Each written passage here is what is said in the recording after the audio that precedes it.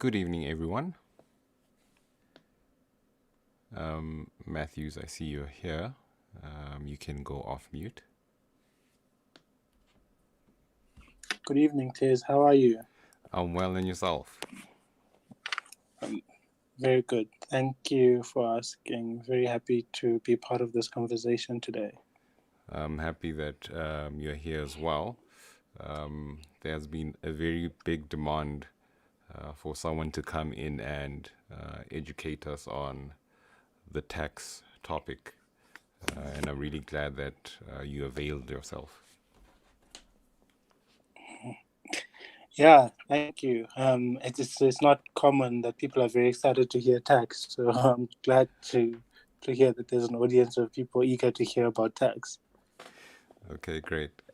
For everyone that has joined us, let me just inform you that this will be recorded. And for the benefit of those who are unfortunately not able to make it at this time, at least they will be able to go back and either hear this or watch this. I'll just do a basic introduction, but first let me just give a disclaimer that we won't be able to provide any advice or financial or tax advice on this specific platform. You might need to consult the relevant practitioner who might help you if you have anything personal that you need assistance with. With that being said, let us get started. At the end of the session, we will be taking questions, so you can load them up as we go. So, Matthews, please tell us a bit about yourself, an introduction, who you are, what you do, what you specialize in. Sure. My name is Majola, and I work in tax, mostly in tax advisory. I originally trained, I studied BCom accounting at WITS, and from there on, I did my Bachelor of Accounting Science honors. I moved on to Deloitte to do my articles, and I became a CA, I think it was in 2012. From there on, I did a secondment to the US. Then I came back and joined the tax team at Deloitte, and I've been in tax ever since. So more recently, I've been completing my MCOM in taxation. Oh, so you still you're doing your masters?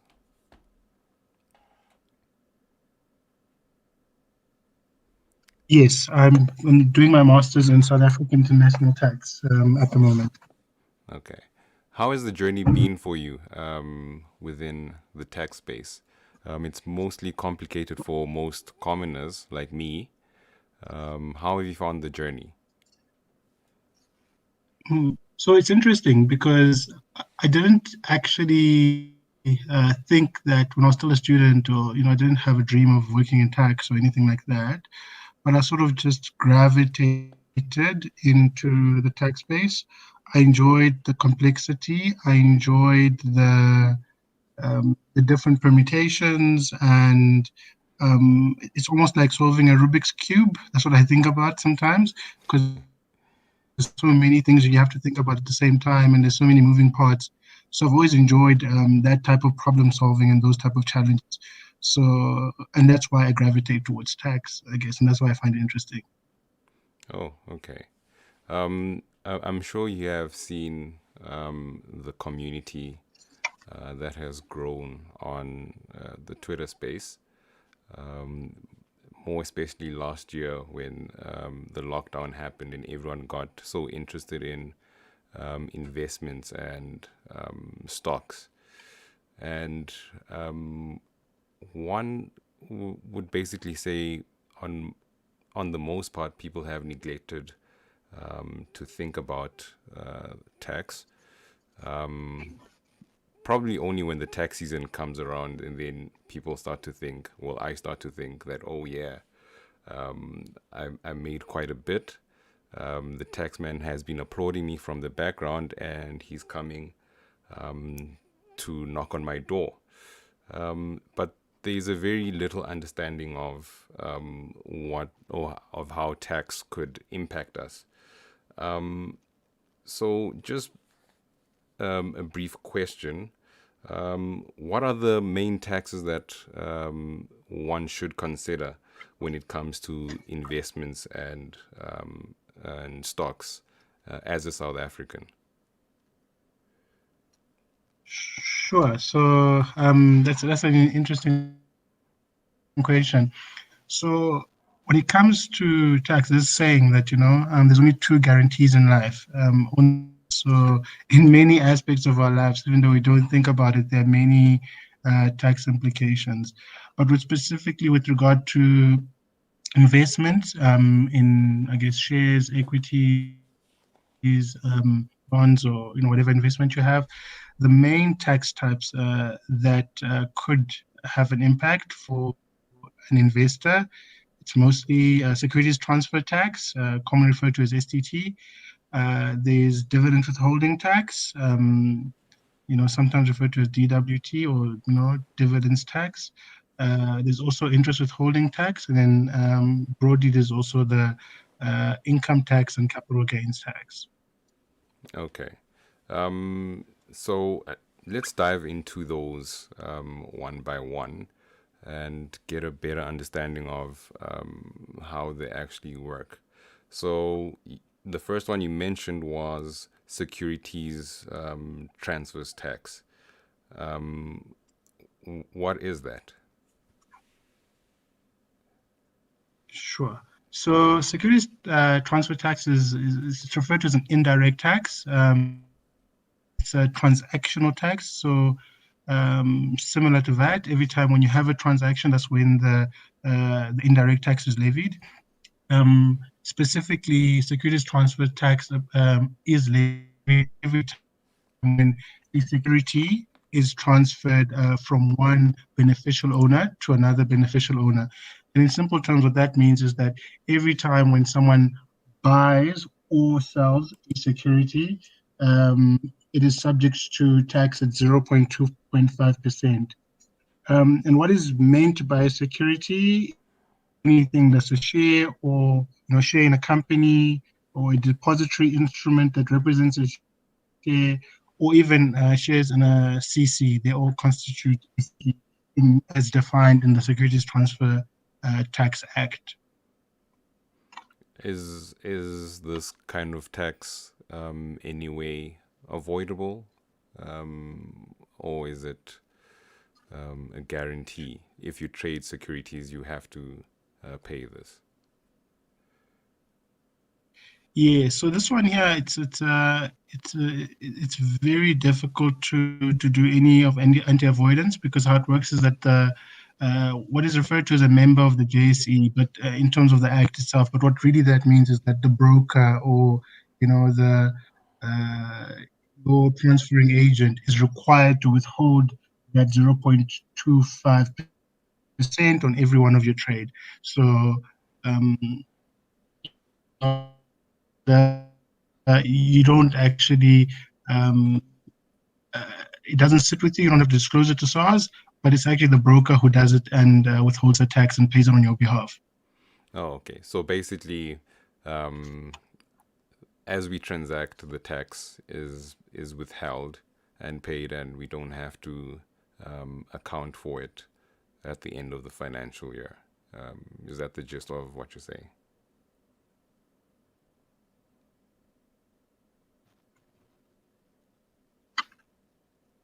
Hello, Matthews.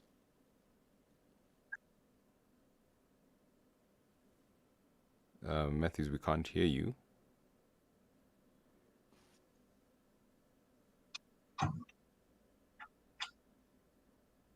Hello. Hello, can you hear me now? Oh, yes, now we can hear you. Yes, I'm sorry. I think it was a drop in my connection there. Oh, okay.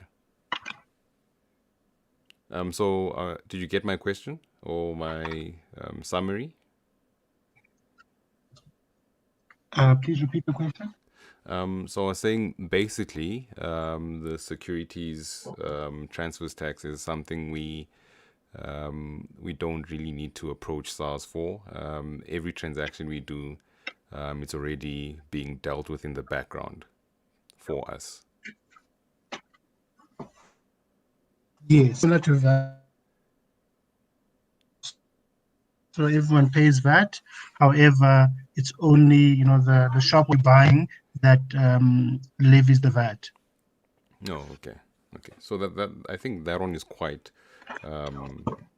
simple to understand.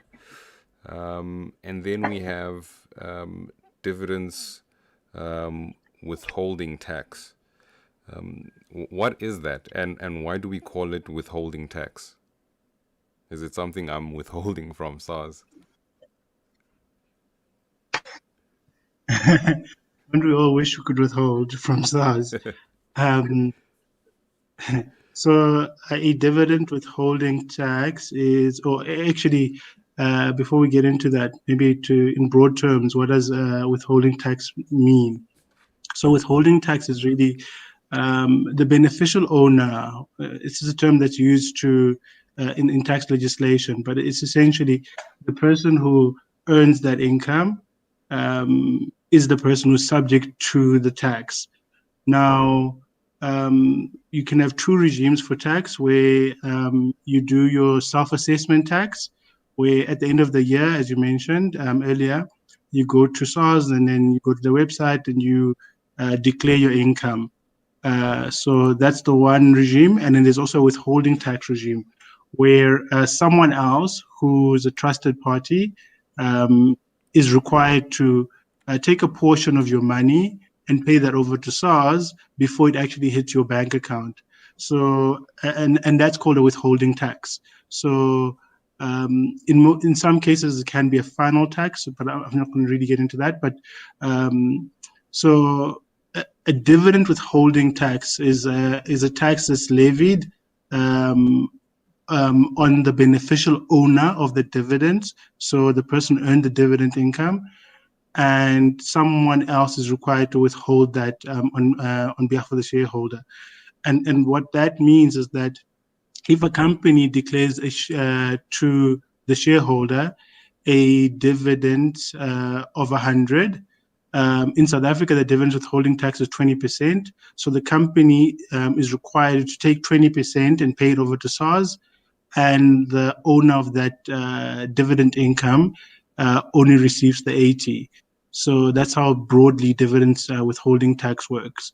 There could be instances where someone else, like a broker or like a what is referred to as a regulated intermediary, is required to withhold that 20% on behalf of SARS, and then the shareholder still receives a net amount of 80 after taking into account the withholding tax. Okay. So you mentioned that the South African one is 20%. When would dividends withholding tax actually be applicable, and are there any monetary limits that one should consider when it comes to the dividends withholding tax? No, that's a good question. So, unfortunately, with dividends taxes, that from the first rand of dividend income that is earned, it is subject to the dividends withholding tax of 20%.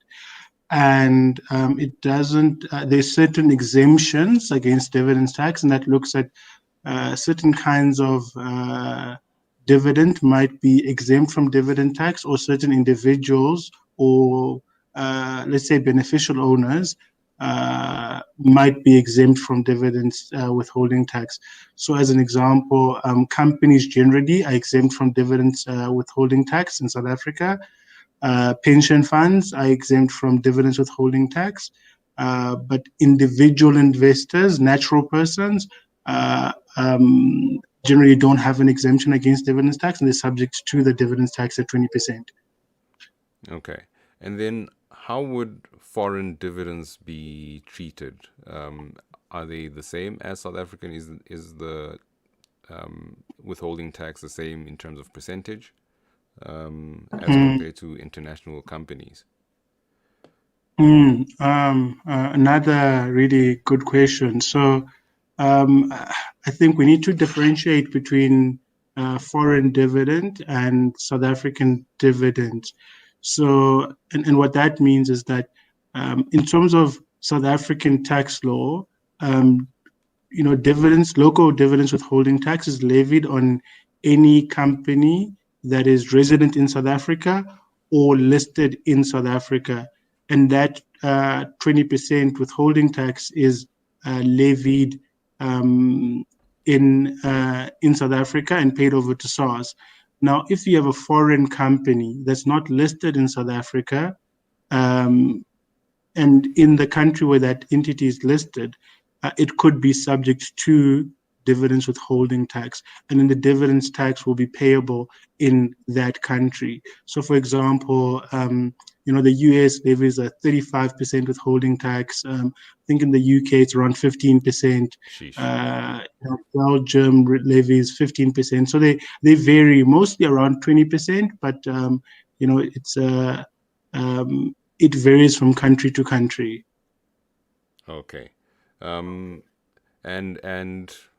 are there some form of communication agreements between these countries in terms of applying a rate of tax?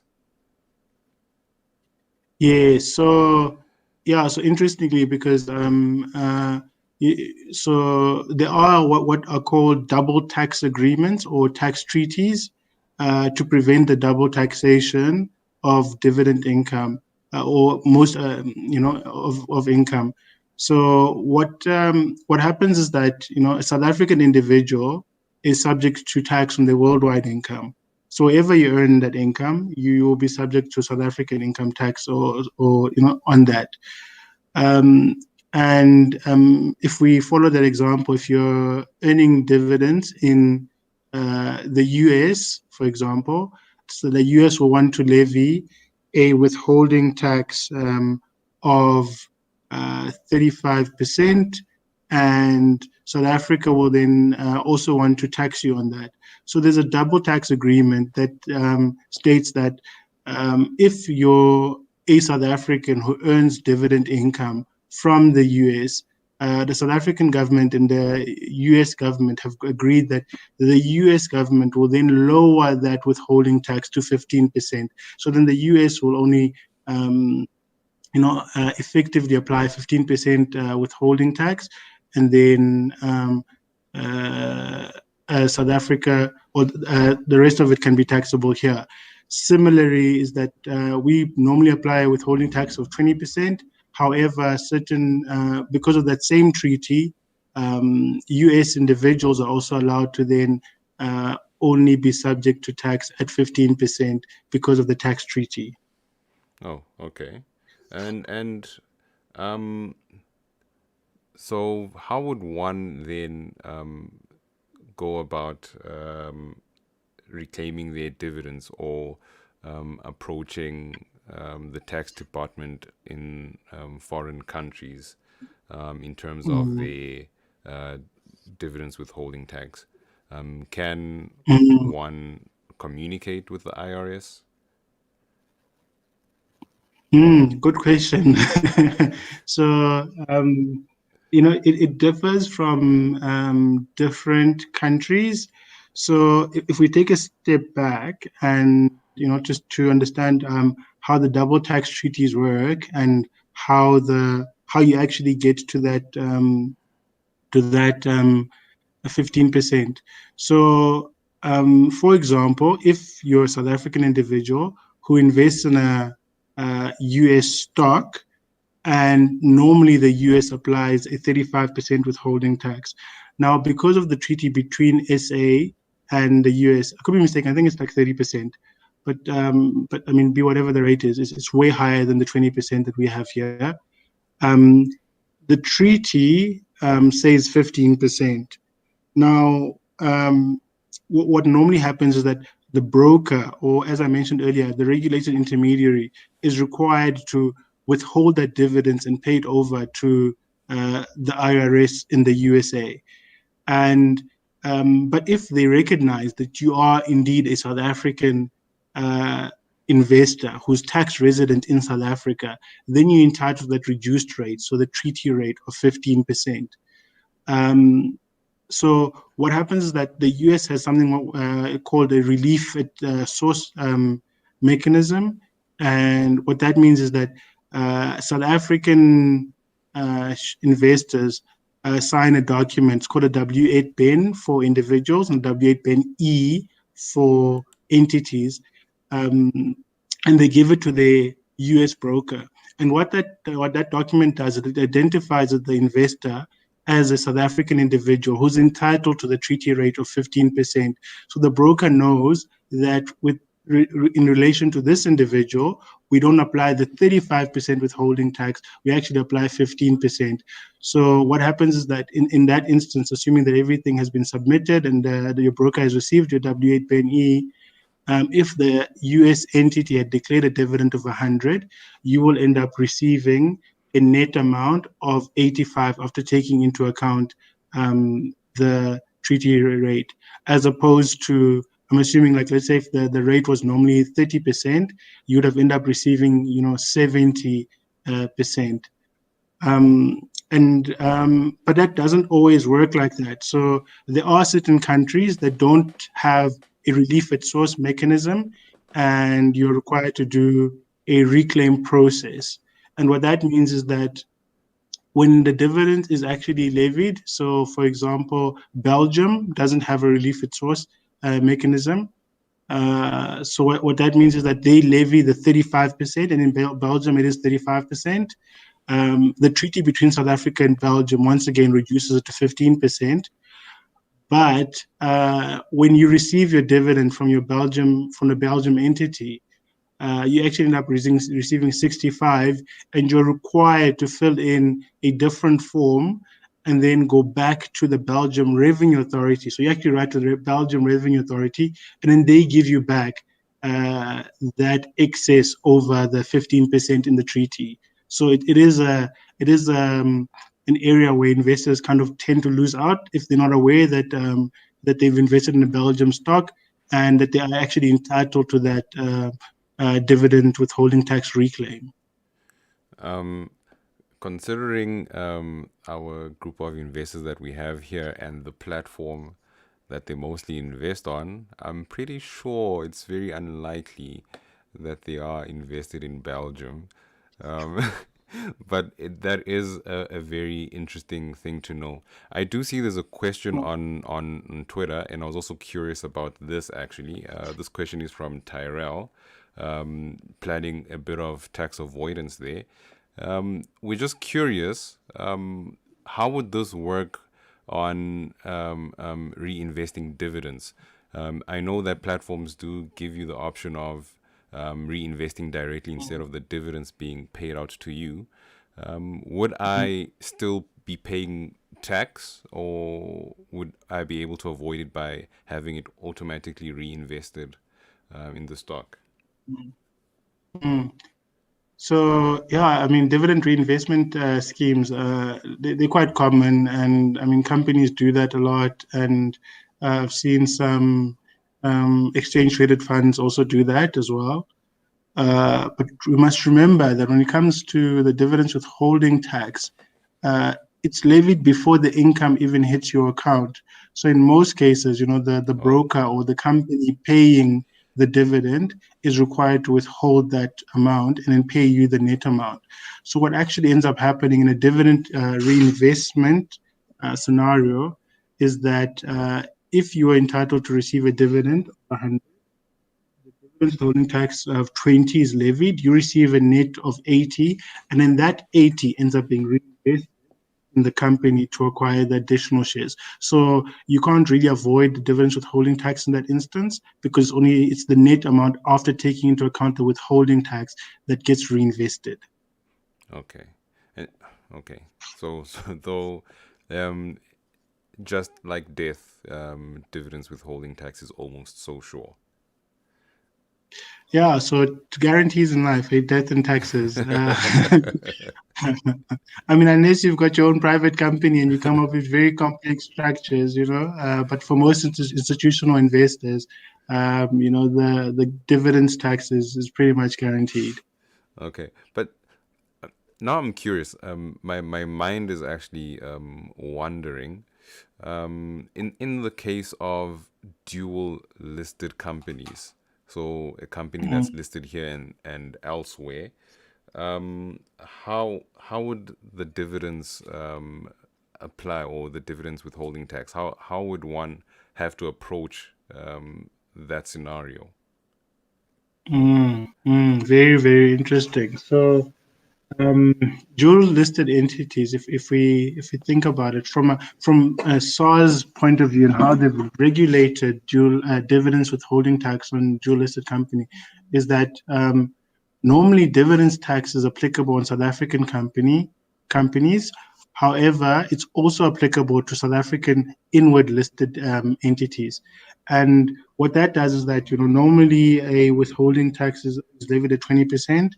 And you can just imagine if all dual listed entities were allowed to be at a at whatever rate there would be, it would actually create an opportunity for foreign companies to or investors to invest in foreign companies without suffering the dividends withholding tax. So what SARS has done is that they've introduced a section called Section 64N, which taxes dividends on dual listed companies. So even though it's a foreign company that's listed in South Africa, it is subject to DWT. But then you must remember that for a foreign company in its home country, there's also dividends withholding tax.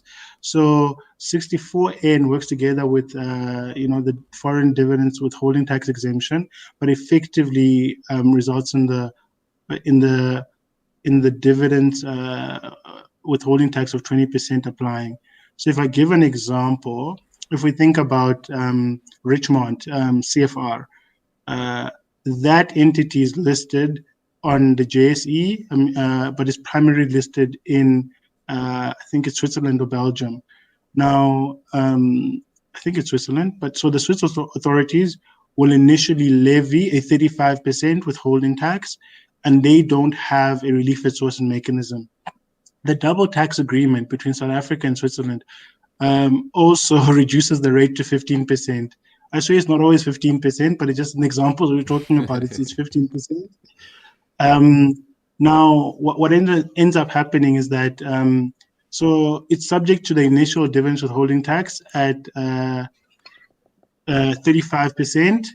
And then SARS says, okay, wait a minute, let's see what's going on here. And they say, in terms of the treaty, the shareholder will get a reclaim, and reduce that, or a reclaim of 20 because the effective rate is 15%.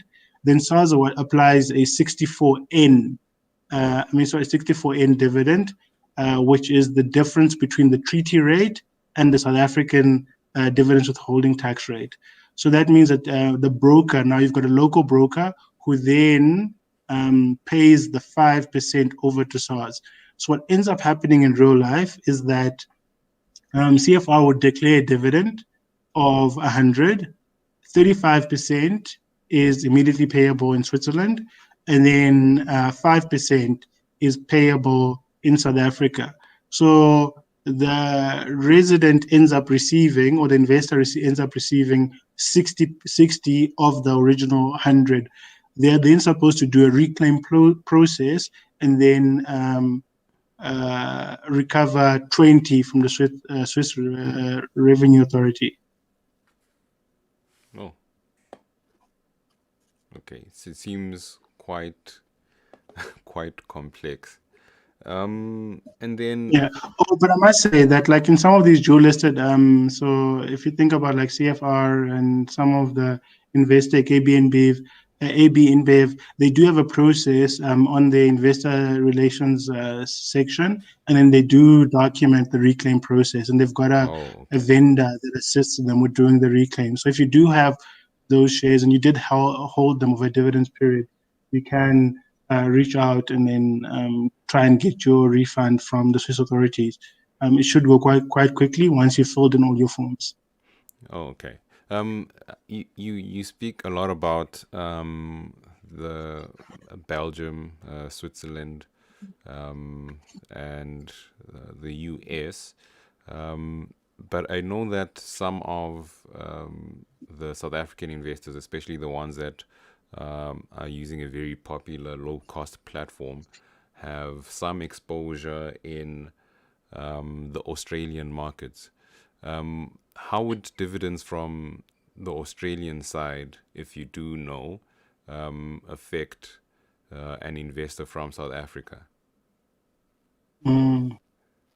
Yeah, interesting because Australia. So I'm not really an expert on the overseas jurisdictions, but broadly speaking, Australia has like any other country, they do apply dividends withholding tax. They do have relief at source. So once you fill in the forms, you can get the rate reduced to the treaty rate between South Africa and Australia. However, Australia also has what they call a franked and unfranked dividend regime. And what that means is that it's an internal mechanism in Australia where if a company has already paid a dividend on the income, and the person receives dividends out of income that's already been subject to tax in Australia, they get what is referred to as a franking credit. So your franked dividends have what they call the franking credit. And in Australia, then you're allowed to claim that tax credit in your income tax again as a deduction because the income has already been the tax has already been applied by the company. However, in South Africa, SARS does not recognize those Australian franking credits, and even if you do receive a franking credit from an Australian entity, you cannot use that to get a tax credit in South Africa. Oh, sheesh. Yeah. That's that is actually quite interesting. I don't have any exposure to Australia. It never really excited me, but it is actually interesting to hear the diverse processes per country, if I can say that. But just to move on, some people do invest in REITs, REIT. How are those dividends considered from REITs? Yeah, so REIT dividends are actually the exception in most cases, and they're not subject to the normal dividends withholding tax regime. So, and what I mean by that is that they're generally exempt from dividends withholding tax, and what that means is that so what typically happens with dividends in South Africa is that for income tax purposes local dividends are exempt in terms of Section 10(1)(k), and foreign dividends are exempt in terms of Section 10(b). So you only end up paying the dividends withholding tax on that, but there's no income tax payable on dividends tax. REITs work the opposite. So REIT dividend is exempt for dividend withholding tax purposes, but it is then subject to income tax. So it's not exempt under Section 10(1)(k) or 10(b). So you add that to your REIT dividends. You need to disclose that in your tax return, and then they're subject to tax on your at the marginal rate. Okay.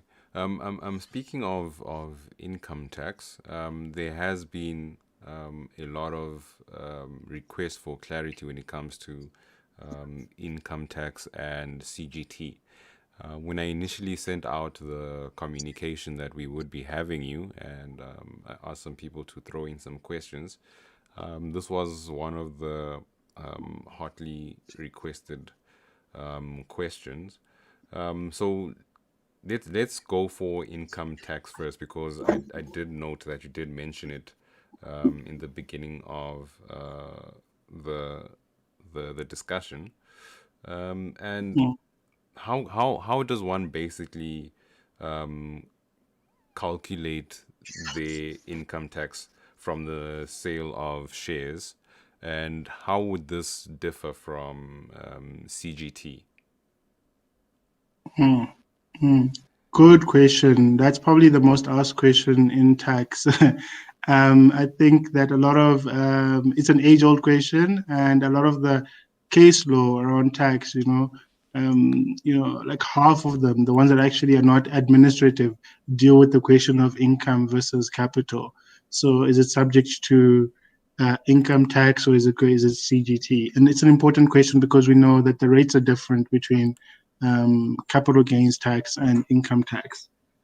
But broadly speaking, income tax, which is sometimes referred to as normal tax, uh, that's in relation to, okay, before we even get to the question of investment, it's your gross income that you earn throughout the year. So any income that you have earned is and it's regarded to be income, it needs to be disclosed in your tax return, and then it's subject to tax as an individual at the marginal rate. What I mean by marginal rate is your sliding scale between the 18% all the way to 45%, depending on how much income you earned in the year of assessment.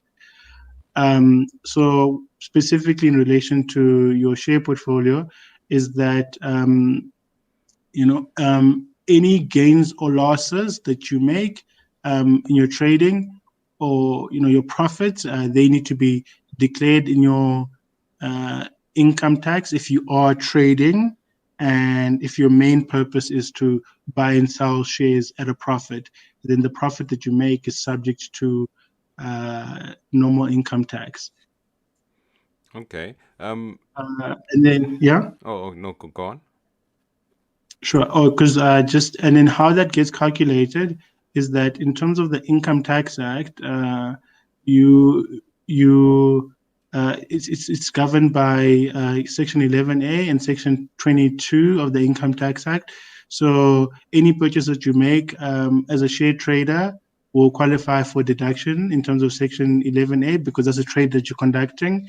And then any shares that you haven't sold at the end of the year, you add them back in your tax return as a Section 22. It's called your closing stock adjustment. But effectively, what that means is that you have to calculate your purchase price minus your selling price is what you're subject to tax on. So only what you sold, anything that you haven't sold at the end of the year in your portfolio, you don't pay tax on. Oh, okay. Um, that's actually interesting. So, so basically, the profits and losses would balance out, and then you get your final amount that you would put in your tax returns. Uh, I'm not sure about balance out, but I guess if you made a profit and you've made some losses on certain stocks, yes, you can offset those two, and then the net gain or loss will then be included in your tax return. Yes. Okay. So I'm on the fortunate side of using a certain platform that doesn't have any fees, depending on what kind of instrument I buy, and luckily on the stock side of it, they don't implement any fees on charges. Unfortunately, on our local platforms, we don't have that form of luxury. I do remember on Twitter at some point, people showing the fees, the amount of fees that they paid in order to get invested, and especially when it comes to the foreign platform on that specific app, the costs are quite expensive.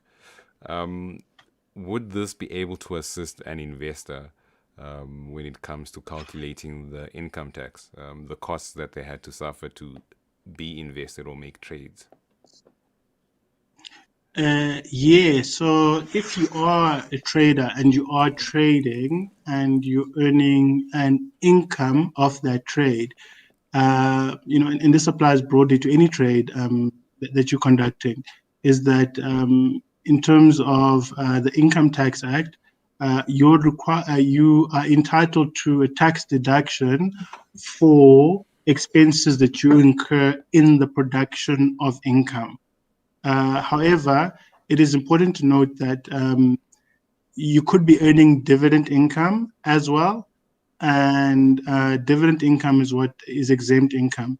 Now, and what that means is that uh, in terms of the way that Section 11A is worded, is that in the production of income, and income is defined as gross income minus exempt income. So any expenses that you incur in relation to earning the dividend is not deductible. And what simply, in simple terms and practically, is that you have to apportion your platform fees and whatnot between your trading income and your dividend income, and only the portion relating to your trading income is deductible. But I mean, there's lots of guidance on on the SARS website and other platforms on how you calculate that apportionment between your dividend income and your trading income. I see Tyrell on YouTube is asking, so if I'm receiving a salary and made profit from sold shares, do I get taxed with both combined? From my understanding, I'm thinking that's true, right?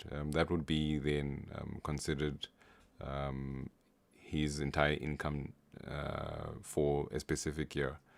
Is that correct, Matthews?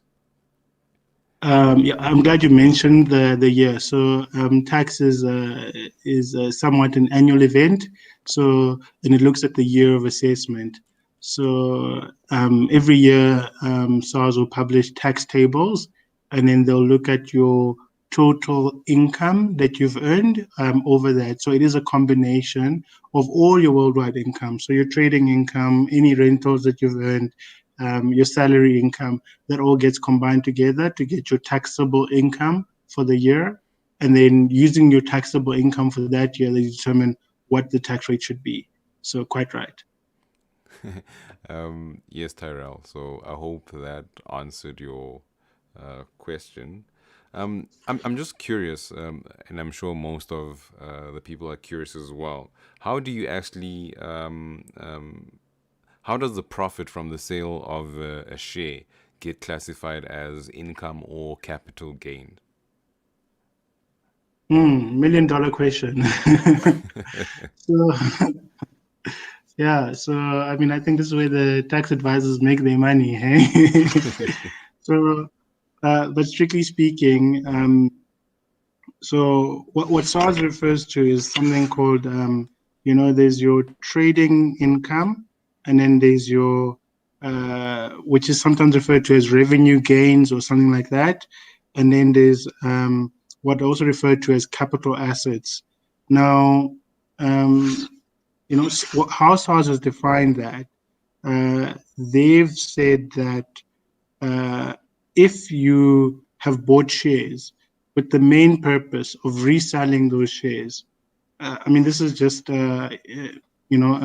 shorthand, but with the main purpose of reselling those shares at a profit, then that'll constitute trading income.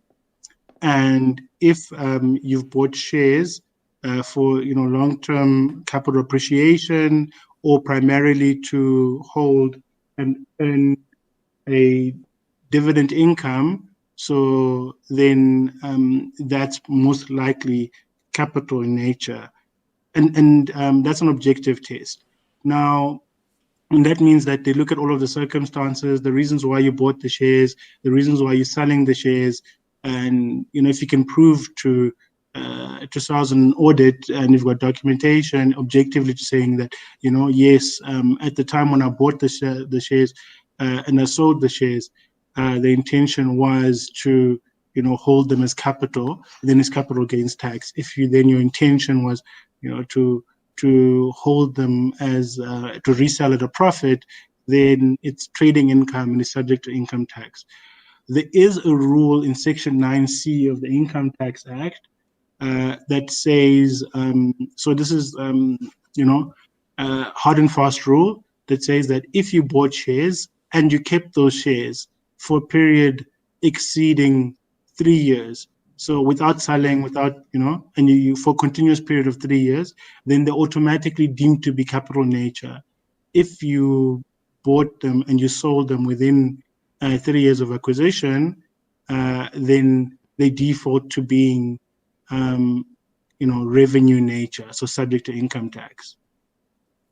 Um, when you mention the 3-year rule, there's just one question that pops in my mind.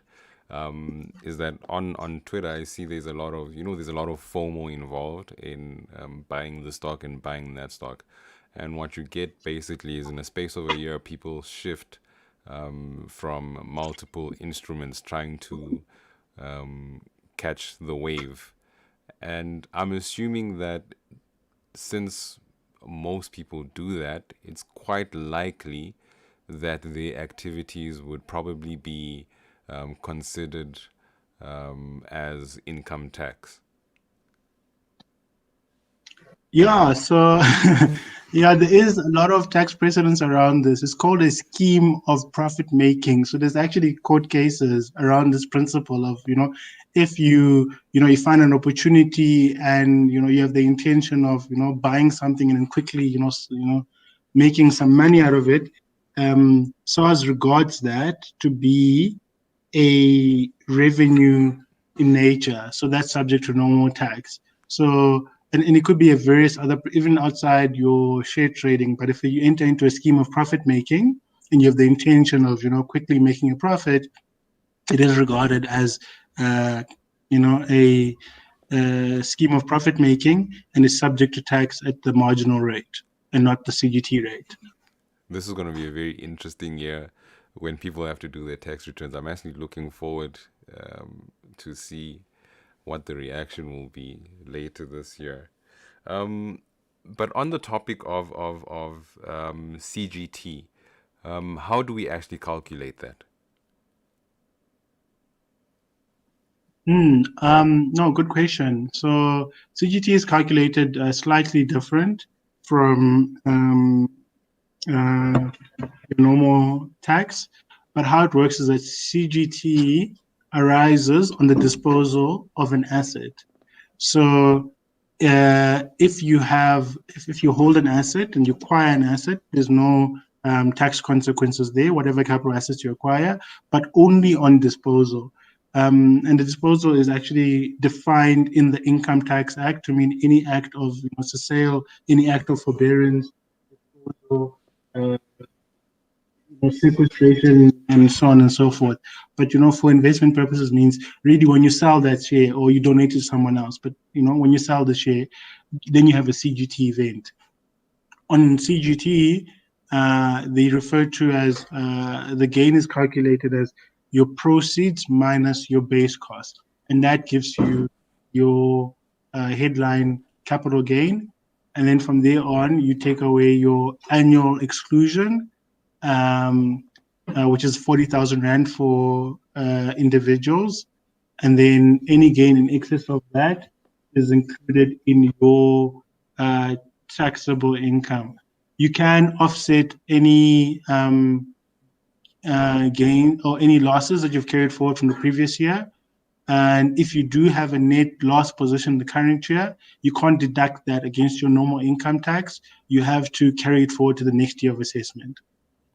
I was in a space, I think it was last week, by Wolf Financial on Twitter. And the guest they had there, but this was US based, and he basically mentioned a particular stock he was invested in, and he sort of sold at a loss to try and reduce his capital gains that he would be payable in that specific year. And he had the intention of buying in again after 30 days. he mentioned. I think there's some form of period of time that should be included. And my very curious question was, would that be possible here in South Africa? Understanding how complex tax can be, especially over different countries, would someone be able to do the exact same thing here, deliberately offsetting losses to try and reduce their CGT?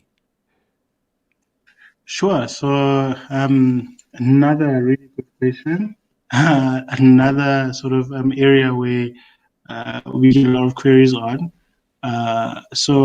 But before we get to the answer, I think it's important to highlight this. So in Section 80 of the Income Tax Act, we do have our general anti-avoidance provisions, and that deals with specific transactions where a taxpayer enters into with the sole or main purpose of obtaining a tax benefit. So in South Africa, if you do enter into such a transaction, SARS will disregard that transaction and the normal tax will apply. So if you do enter into a transaction and your sole or your main purpose is to create a tax benefit, SARS will disregard that. And what does tax benefit mean? It's defined in the income tax, it's any act that, delays, postpones, creates a deduction, reduces income, or, postpones a tax payment and things like that. So it's quite broad. So if you do have a tax benefit that you're chasing, I must highlight that there are provisions in the Income Tax Act that prevent you from doing that. With that being said, if, for some reason your transaction should qualify, so if you do incur a loss, a genuine loss on a transaction, or you buy shares, let's say the company is doing well and there's like a standoff event and the company loses all of its value. You can sell those shares because you think the company has lost all of it, and then you'll be entitled to a deduction. So if you're trading, it will be the income tax deduction. If you're an investor, it will be a reduction in your capital gain. So you'll create a capital loss there. And there is a rule, it's a 45-day rule in South Africa, where, if you sell a share and you immediately acquire it, so you have to wait 45 days before buying that share again. But with that said, is that, it is the intention test. So if your intention of doing this transaction is solely to obtain the tax benefit, SARS can disregard the transaction. Oh, okay. I just got another question stemmed in my mind when you mentioned the anti-tax avoidance rule, and I think this was a question or a tweet that was sent out by G on Twitter. I think it was last week, and we were basically asking, what is the difference between tax avoidance and tax evasion? Another very important consideration. So, tax, how I like to think about it is that, avoidance is legal, so it's you, doing what you can to comply with the law and, getting away with it. So it's quoted from the Duke of Westminster case, and it says that a taxpayer, can do everything in his power within the legal limits to reduce his tax liability. So you're allowed to do that. And the Tax Act says, they recognize that. They know that you're not going to wake up and just give checks to SARS, So you're allowed to do that. Tax evasion is effectively theft, So if you do something illegal, if the Act says, you earn income and you're supposed to disclose that income and you don't disclose it, that's tax evasion. If you deliberately lie on your tax return, that's tax evasion. So tax avoidance is really just organizing your affairs in such a way that you're allowed to to maximize your tax position, but tax evasion is criminal, and you'll go to jail for that. Oh. Okay, yeah. I'm glad you cleared that up, because I was also having a debate in my mind. But I think I was on the money there, in a way. Um, and then we have interest withholding tax. Um, when would one have to pay interest withholding tax, or when would it be levied by SARS? Sure. Interesting. So, remember, if we go back to our earlier discussion around the different mechanisms of taxation. So there's the where you declare tax, and then where someone withholds on your behalf. So, interest withholding tax is mainly applicable to non-residents. So, the rules are quite clear. Where if someone earns income in South Africa, they're subject to tax. So, supposed to be subject to tax on that income in South Africa. And however, they do recognize that there's certain income that's very easy for someone to earn without being in South Africa physically. So interest income is one of those categories, like dividend income, royalties, and other sort of passive income where someone can easily earn that without being physically present in the country. Now, what happens is that SARS or the revenue authorities in the world really recognize that um, if a non-resident, earns interest income in South Africa or any other income in South Africa, they're supposed to pay that tax over. But it's very difficult for SARS to go and chase that person wherever they are. And similarly for, any of us, if you've earned income in South Africa and in the US, it's very difficult for the IRS to come knocking at your door and saying, hey, you owe us money, we need our money. So what they do is that they impose an obligation on the person who's paying the non-resident to withhold that tax and only pay the non-resident the net amount, excluding the tax. And what that means is that if we have a non-resident who earns interest income, let's say of 100 in South Africa, South Africa will levy a 15% interest withholding tax on that non-resident, and the person paying the non-resident is required to pay the 15 over to SARS and then pay the person the net amount of 85 after taking into account the withholding tax. There are certain exemptions, so generally it doesn't apply to individuals. However, if let's say now it's vice versa, so if you've invested in with a foreign broker and you've got funds sitting in your account that are uninvested and you're possibly earning some interest income on that, you then are allowed, then you'll earn some interest, in your foreign broker account that's not physically in South Africa, and in that foreign country can levy interest withholding tax on the income that you earn, and that's how you'll be subject to the interest withholding tax. Where you do suffer foreign withholding tax, in certain instances, you can be issued a certificate if you're earning quite a large amount of interest income, because generally in South Africa is that interest income is taxable under normal tax. And then if it's already been subject to tax in another country, to avoid double taxation on that income, SARS offers you a tax credit system. So you're entitled to show proof to SARS that you've already paid interest income in another country, and you can prove that you have paid interest in another country, entitled to a deduction or it's called a 6 quart rebate on that foreign income, interest income as well. Okay. Um, there's a very big elephant in the room, and I think it's been sitting with us for quite a while, and especially these past 2 weeks. Um, I think it has really grown, and I'm sure most people have been internally asking themselves this question over the past year, or maybe some since 2017. And I'm hoping we can actually tackle this big elephant right now, especially with what happened this past week, where a certain coin really grew in size.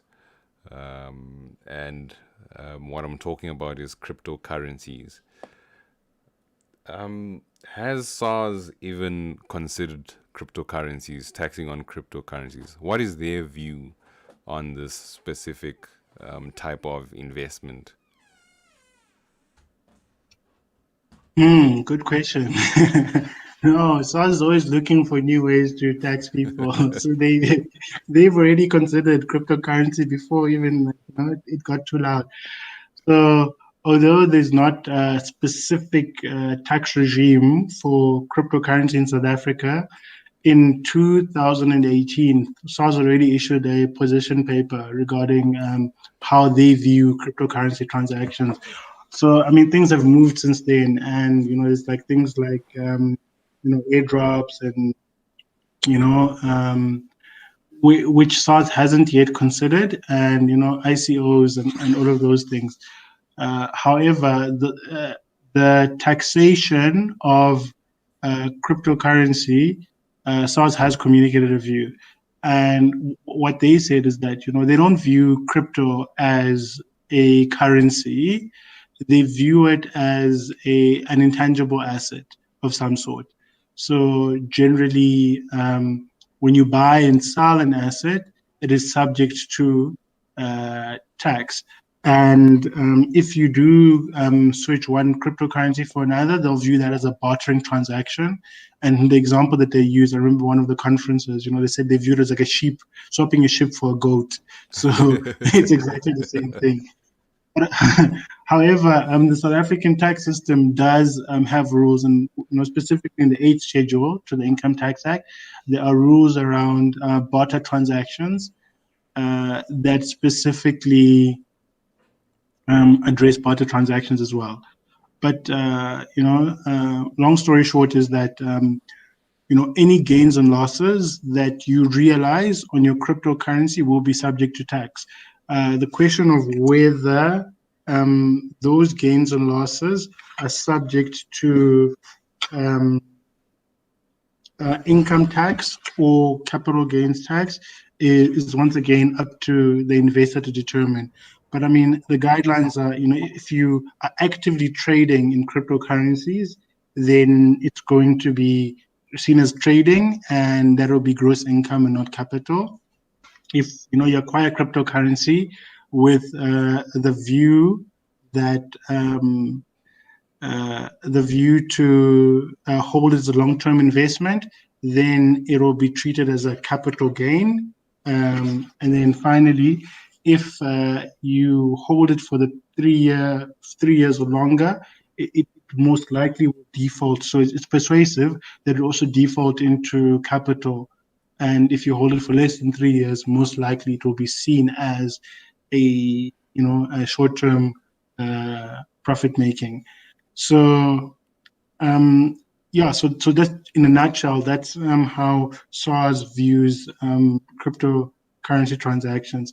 However, in 2019, there were some tax amendments that were introduced, and there were some additions to the Income Tax Act and the VAT Act.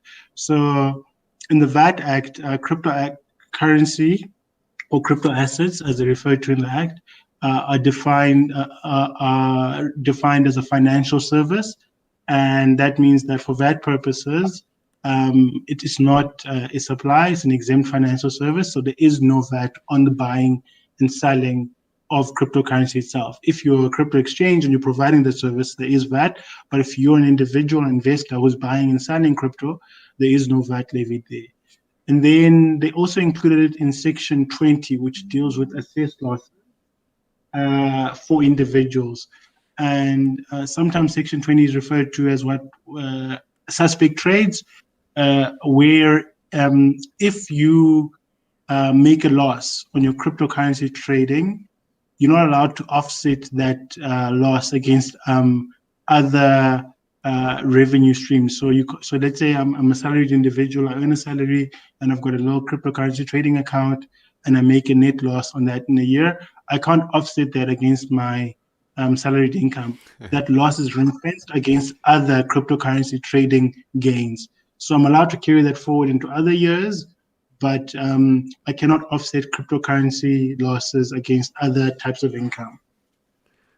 Oh man, I was just about to buy Dogecoin because I saw it was at a peak, and I was hoping that it would dip, and I can have a bit of rebates on my on my income for the year. But it seems like that plan won't work. No such privilege. Okay, so I'll stay off that coin for now. Um, how would one actually go about calculating their gains and losses on crypto? Does it basically work the same as stocks? Yeah, so because SARS or South Africa didn't introduce a specific tax regime for cryptocurrency, um, you do have to disclose. So if it's trading, you will then be allowed a similar way the 11A deduction and the Section 22 adjustment. So whenever you sell your cryptocurrency and you create a gain, if you're trading it, that then gets disclosed in your tax return.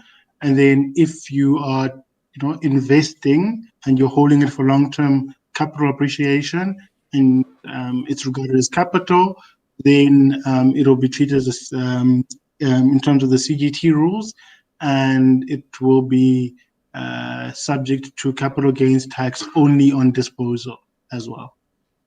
Oh, okay. And just to add to that, so what SARS has done is that in the tax return, if you submit your tax return, you'll see that there's a question that specifically asks, during the year of assessment, did you sell any cryptocurrency? So you have to answer that factually. So if you did sell any cryptocurrency, then you tick yes, and then there's specific sections that you have to fill in your tax return regarding the disclosures of your cryptocurrency gains and losses. On that point, cryptocurrency is decentralized, and it's hard to trace and hard to track down. How would SARS actually know if I made a cryptocurrency transaction, or how will they know that I lied on my return if I didn't disclose that I've got cryptocurrency and I'm riding Dogecoin to the moon and I hid that from them? A very important question, and comes up in many instances. You sell your car, and okay, maybe a car is a bad idea, but you sell your house, and then how will SARS know? You sell your investment property, how will SARS know? And I guess they do have tools to find out. But just before we get into that, it's important to note that you are required to disclose all of your transactions, and you are required to answer your tax returns factually. So number one is that if you answered everything truthfully on your tax return, after 3 years your tax return prescribes, and then SARS can't come back and ask you questions for something older than 3 years. It's the normal prescription rules. If you lied in your tax return, that tax return will never prescribe. So SARS can always come back and ask you questions on that. So that's the problem, number one, that you fall into, because the law is quite punitive there. Number two is that the penalty regime for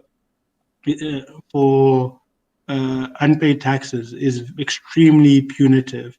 So, for example, if you made a gain of, let's say, 100, or let's say your tax liability was 100,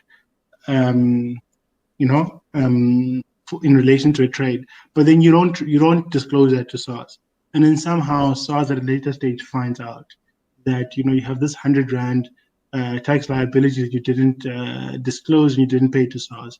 SARS can then say, okay, for there's a penalty table, and the worst possible rate is 200% that SARS will levy. So that means that if you were supposed to pay 100 Rand, SARS will levy you 200% penalty. That means that your liability will increase to 300 Rand, which might be more than your initial gain that you actually made. Then on top of that, then they'll go and levy understatement penalties because you understated your tax return. Then they'll go levy interest as well. So it's extremely punitive. And if SARS does find out that you made a profit of 1 million and you're supposed to have paid 300,000 Rand profit on that, tax on that, the penalties and the interest can result in a tax bill over 1 million Rand. So you end up paying more to SARS than what was actually what your actual profit is. So that's the risk that you assume by not carrying that. And then specifically with regard to cryptocurrency and crypto trading, is that increasingly SARS has looked to, the revenue authority, not specifically SARS, but the financial services industry or regulators, is called the Intergovernmental Working Group. They're looking to regulate cryptocurrency. And one of the things that they're targeting is the local exchanges. So your Luno, your ZAR, or any of the big sort of cryptocurrency exchanges, for them to provide details of your trades to SARS. So just like the banks report the IT3s, local cryptocurrency exchanges will be required at some point, and I see it going through, in the near future, that they'll be required to report to SARS any gains and losses that you made, and that might include historical gains and losses. So if you made your gain on Luno and you're thinking that you want to sell off in the sunset, and then next year, SARS says Luno, you're required to give us all information about every single person, and they say filter anyone who made a gain of 1 million Rand. Let's see, he didn't pay tax. Knock, knock, knock. Please, we're taking your car. So it's not a good situation to be in. So try to be compliant if you can. It's very important.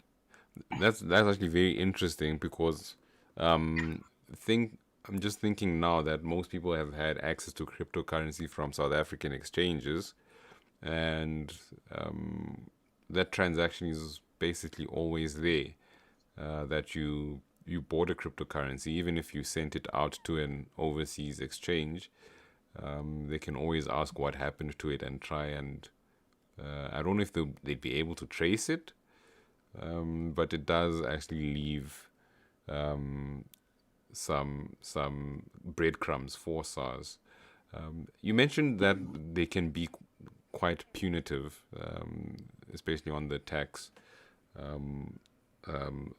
Tax evasion, if I can call it, of cryptocurrency, lying on your tax returns that you don't have any cryptocurrency. But what if it was a genuine error? So, most people bought cryptocurrency in 2017, forgot about it completely. Some people don't even know they have cryptocurrency, but they actually do. And SARS basically finds out. Would you still be required to pay those hectic fees in terms of 200% on this and a fee on that? Sure. So there is a penalty table, and that's administered in terms of the Tax Admin Act, and they do make references to different types of penalties. Now, there's administrative penalties, and then there's also the understatement penalties. Now, in terms of, they look at your conduct or the conduct of the taxpayer, and where they look at things like capturing errors. Maybe there was a processing error, or and SARS will recognize. So they might then levy maybe a 20%, a 15% penalty. Actually, it's 50%, 100%, 150%, and 200%. So you might fall into different categories. Then they look at your your own personal situation as well that led to that error. So if you do make a genuine mistake, you can try to get into negotiation with SARS, and SARS will waive penalties, but SARS will never ever waive interest on that. it's not possible. But if you say I didn't know, ignorance of the law is there's a case on that. It says that ignorance of the law is not an excuse. So I didn't know is not good enough. And if you try to hide it, then if you're grossly negligent, then you're in the 200% bucket. Yeah, gross negligence, fraudulent, and all of those activities puts you in that 200% category. On that point, I do see there was a question that was just sent in on YouTube from Keegan Williams, where he was asking about a change in law where you can get sent to jail even if you unintentionally evade tax. Yeah, I saw that. So there's something that has been floating around, and there's debate around whether number one, it's actually if that's the intention, and then there's number two is that is that constitutionally, like, will that fly? So I mean I think the jury is still out on that one, saying that if any error will actually be regarded as a fraudulent event. I don't think that necessarily will be the case. Okay. On that note, let's see if we do have any questions from the Investogram chat. If you guys do have a question, you can just raise your hand and I will unmute your mic. Like I said in the beginning of this chat, we won't be able to give any direct financial advice. So yeah, if you have any questions, please just raise your hand and I'll make you speaker. That goes for YouTube as well. I am reading the questions that come in. If you do have a question, just send through the text and I'll ask it on your behalf.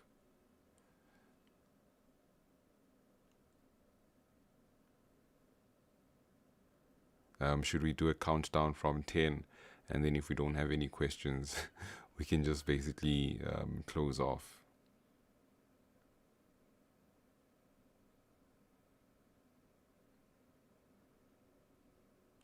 Okay, there's a question here from Letty. Hi Letty, you can unmute your mic and pose your question. Okay, hi, Afro and Matthew. I just want to ask about, well, it's not shares related, it's about the difference between an RA or a pension fund and what's the other one called? Provident fund, and the tax benefit of either or. I don't know if my question makes sense. Okay. Sure. Hi, Letty. So unfortunately, I'm not like a financial advisor, so I can't give you too much insights on like what the differences are between an RA or a provident fund, and I think it'll be very to give you a concise answer. I'd really struggle with that. But from a tax point of view, they're actually treated the same.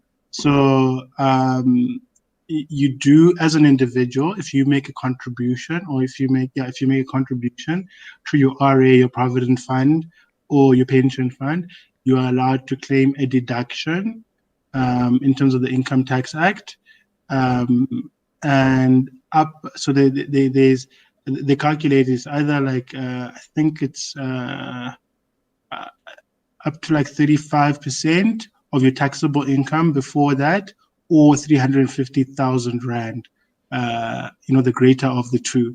So you are allowed to make contributions to your pension fund and claim an income tax deduction.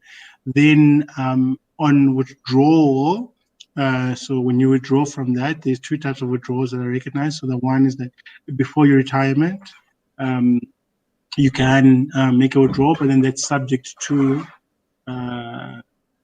tax when you withdraw that. There's an initial lump sum that you can take out, and then there's a tax-free threshold on that. But the there are two different tables. So there's a table that if you take it out before retirement, which is before the age of 55, and if you take it out after the age of 55, I think there's different thresholds there. There's a much bigger threshold. I think it's like up to like 500,000 rand tax-free. If you take it out after you are 55 years old. But I don't have the tables in front of me. But that's mainly how they all get treated from an income tax point of view. From a structure point of view, so the difference between them is basically the rules that govern them. So pensions are usually what are given to you at work, so that pensions and providence. The retirement annuity, though, has a different rule against accessing it. So if your funds are in a retirement annuity, you will not be allowed to have access to those funds until at least the age of 55. So there's basically no way you can get those funds. Whereas in terms of a pension and a provident, you can get ways to access that or those funds before your retirement age. And usually people access these funds when they move jobs or leave a certain job that they're working at. And then at retirement, there is also a slight difference. I think for Provident Fund, you can withdraw a lump sum of 500,000. I'm not sure if the rule has changed. It's either 500,000 or you can withdraw the entire lump sum.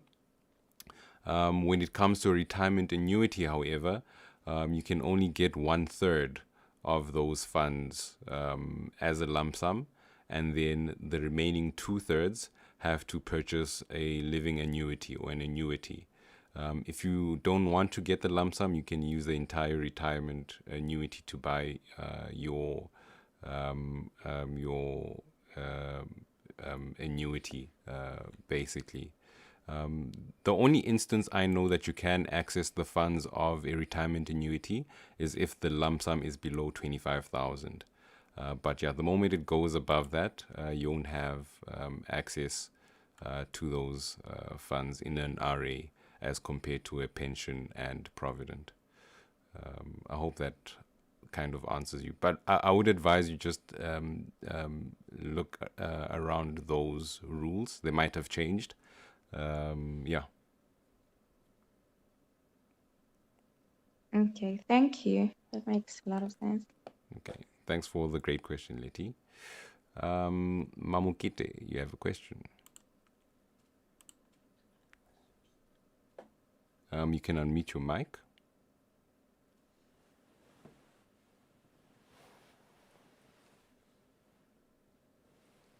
Yes, hi Tess and everyone. I just want to find out now. I know that on tax-free investments you have a maximum of 36,000 that you can invest per year, or 500,000 in a lifetime. So what I want to find out is that, let's say I have 36,000 that I want to invest, and then maybe a couple of months later, I have maybe 5,000 again to invest, or another 36,000. By the following year, I don't have anything to invest. Does that mean, because I have invested more than 36,000 per annum, that extra 5,000 that I put in is going to be taxed, even though the following year I won't have anything to invest?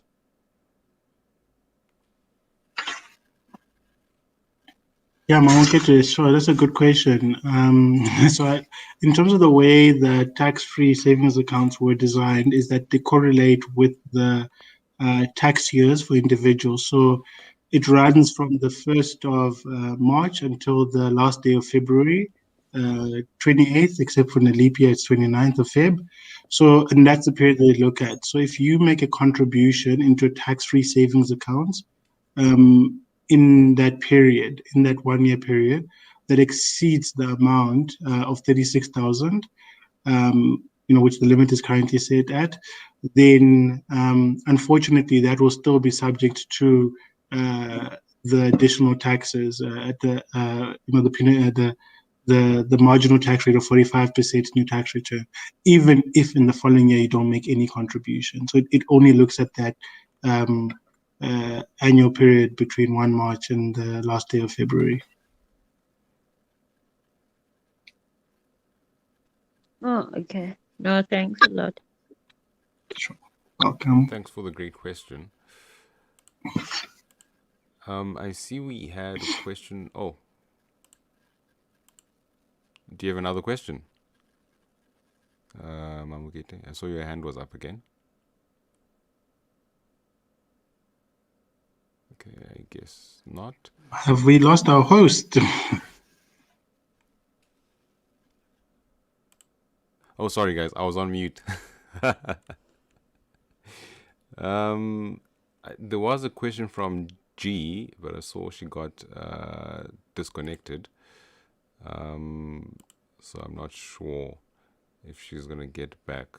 Are there any other questions by any chance? I don't see anything coming through YouTube, so it's a bit quiet that side.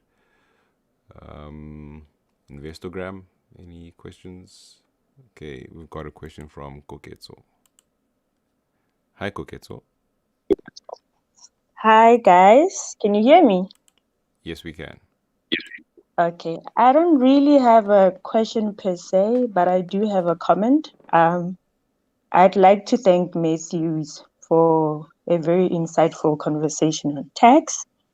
And I'll also like to applaud you, Taz.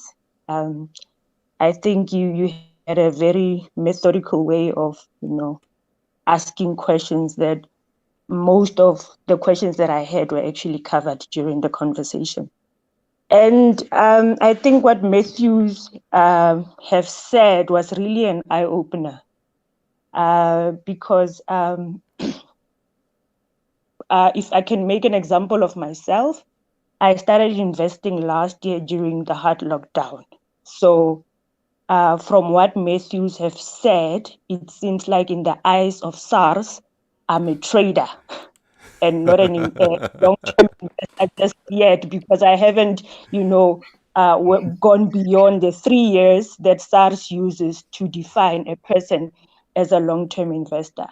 And when I'm looking at the history of my trading, I've just realized that I have sold a lot of stocks at a profit.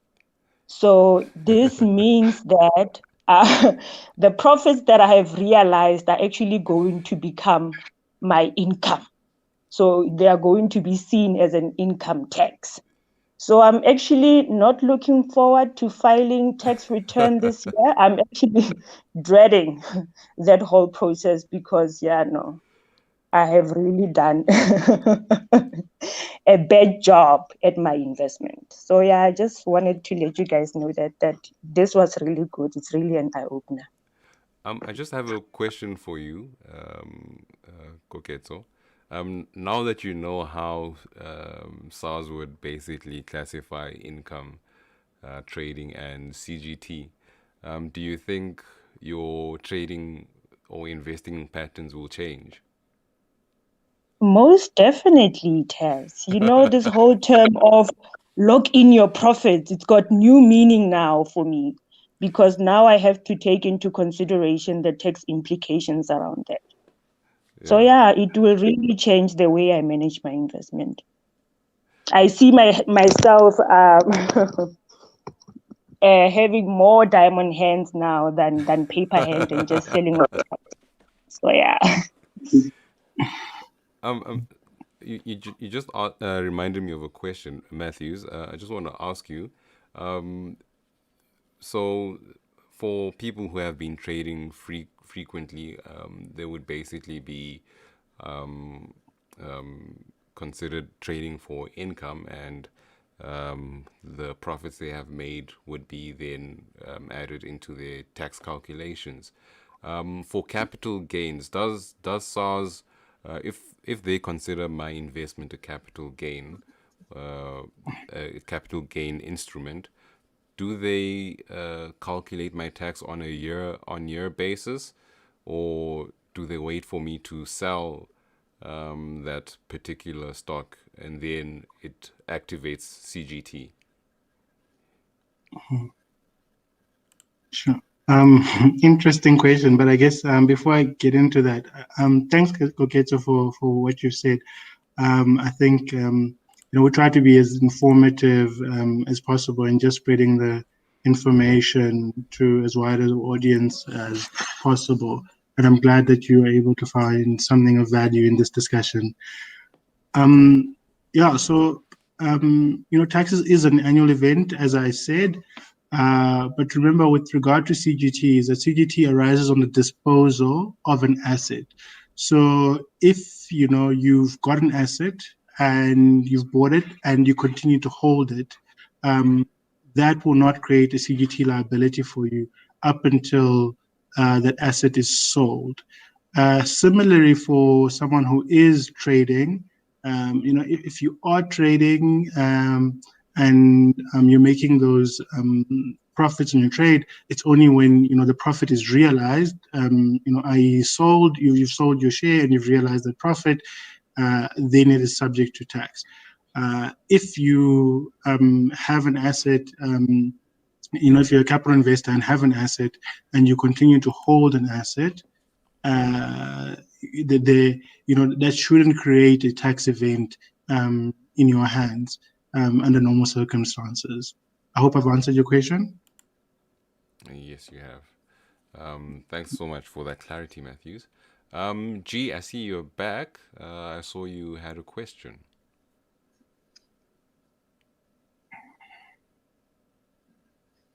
G, you're on mute.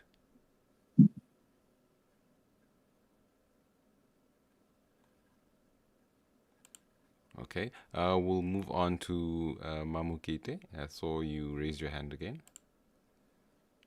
Yes, I just have a follow-up question based on what Koketo said, because I joined the meeting a bit late.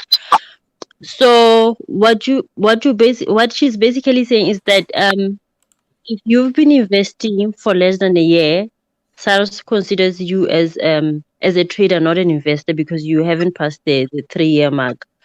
So what I want to understand is that if every stock that you've sold in profit, even though the money didn't go into my bank account, say I've reinvested the money, the profit that I've made from the stocks, even though the money didn't come into my bank account, I'm going to be taxed on that. That's what I want to understand. Sure. Good question. And as I did say earlier, and maybe you missed this earlier part, is that the income and capital debate is one of the most hot topics when it comes to tax, and this is where tax advisors really tend to get involved, because a lot of the case law where SARS gets into disputes with tax between income and capital gains tax. Just to reiterate, is that where an investor buys or sells shares, with the main purpose of reselling those shares at a profit, that is regarded as trading income, and that income is then subject to tax at the marginal rate under normal tax. Even if you've got an investment account and you're buying and selling shares and you're making gains on those shares, even if you don't withdraw the money from your investment account to your normal transactional account, those are gains that you have realized as an investor in that year of assessment and are subject to tax on that income. So you will still be subject to tax on that income, even if you have not sold those shares. The 3-year period that Mamoketo was referring to is that in terms of Section 9C of the Income Tax Act, SARS does say that where a shareholder or where an investor holds shares for a period of, so it's an objective test, because the others are a bit more subjective and it's based on the intention of the investor. But then SARS has put in this objective test in the Income Tax Act that says that where an investor holds shares for an uncontinuous for a continuous period of 3 years or more, those shares are automatically deemed to be capital in nature, and those proceeds will then be capital gains tax. So it actually 9C itself is silent if you hold it for less than 3 years, and you might have to go through the other tests and whatnot. But if you held it for 3 years, SARS will not question you. They'll just say, okay, if you held it for, well, let me rephrase that. If you hold it for 3 years, and you say to SARS under 9C, this is what I'm relying on, SARS would accept that argument.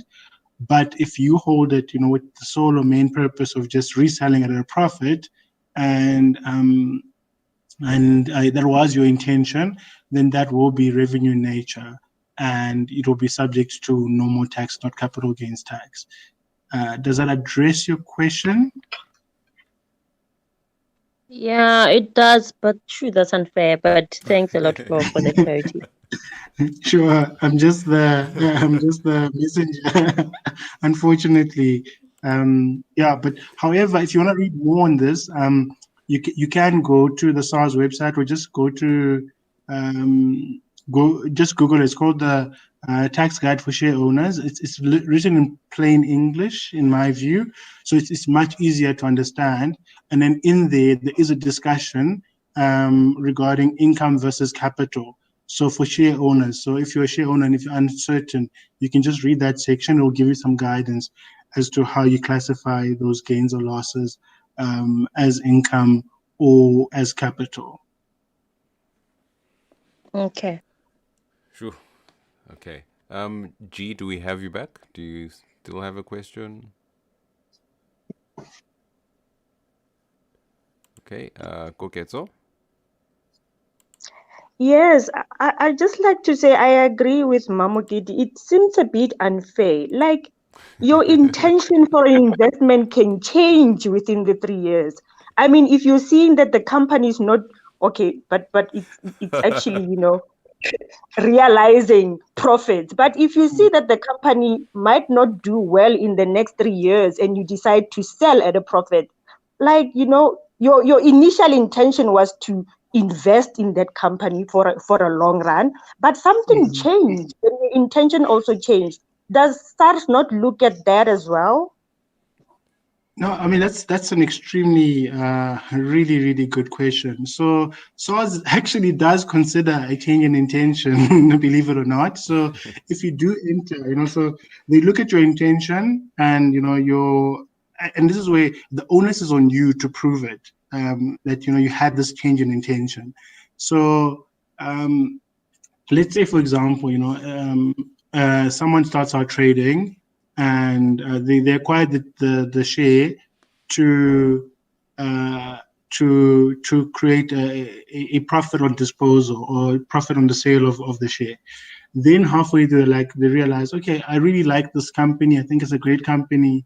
It pays good dividends, so I'm going to hold this share for capital appreciation. On that date, you have a change in intention. You can then transfer that, or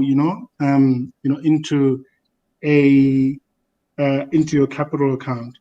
And what then happens is that you say, on that day you realize your profit, and then you move it into your capital account.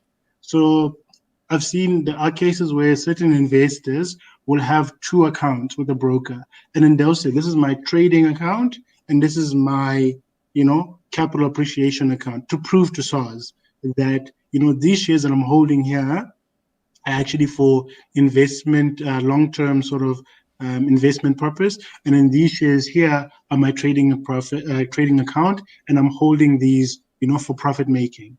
And that way, you can then be able to prove to SARS. So if you have a change in intention, you can then transfer your share from your trading account into your capital account, and be able to prove that. But I mean, I guess it's one of those things that you think about it, in future, and you can plan accordingly. Because what SARS would want to say is that give us proof. When did your change in intention happen? How did it happen? And how do we know that you're not just saying this for to get a tax benefit? So there is law and there is case law around that, and there are some examples, I think, in the share guide as well, where they do talk about, where you have mixed intention, a change in intention, and all of those kind of scenarios. Sure. Okay. Yeah, so unfortunately it's unfair. I'm gonna be going back to my platform and looking for proof to show them that my intention was always to hold. I see there is a question from Letty and a question from YouTube. I'll just read the YouTube one first from Tyrell. What does SARS say about the investment account held for a minor? Sure. Yeah, that's interesting. The question is very broad, I must say. So, if I would have actually asked them for some follow-up questions.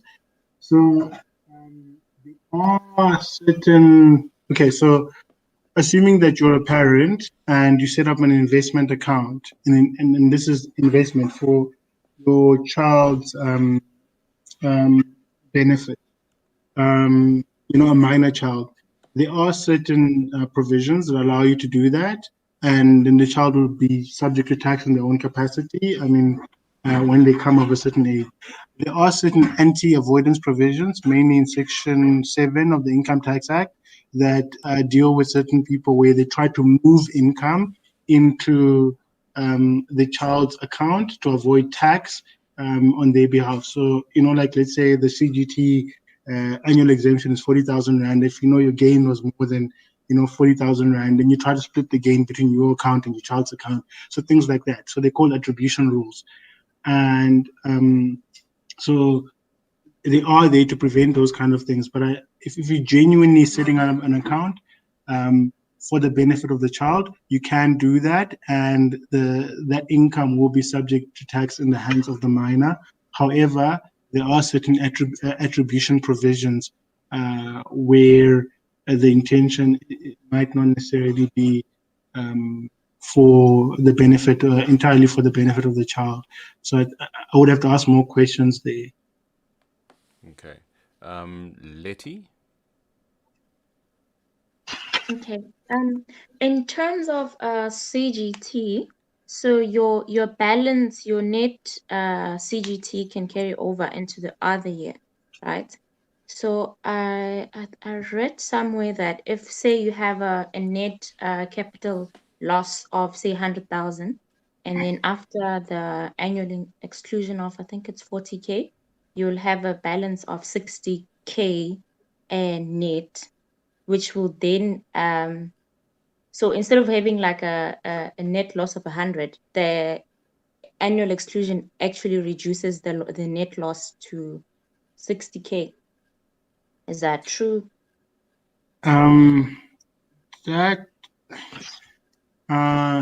That's not how I understand the calculation, but maybe I'm not understanding the question 100%.